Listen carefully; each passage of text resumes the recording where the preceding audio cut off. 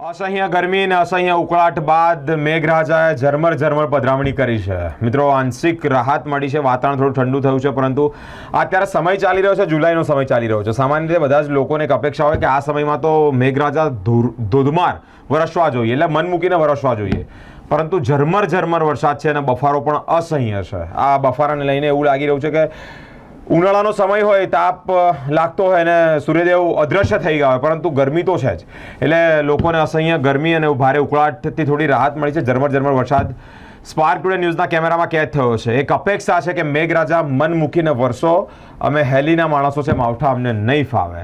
હવામાન વિભાગે આગાહી કરી છે તે જ પ્રમાણે ધીમે ધીમે વરસાદ ગુજરાતમાં વધશે। વડોદરામાં વરસાદ વરસી રહ્યો છે, પરંતુ ઝરમર એટલે કે ધીમી ધારે વરસાદ વરસી રહ્યો છે। ઉકળાટ અને બફારાથી શહેરીજનોને રાહત થઈ છે, લોકો ભીંજાયા પણ છે, ભીંજાઈને લોકોએ મેઘરાજાને આવકાર્યા છે।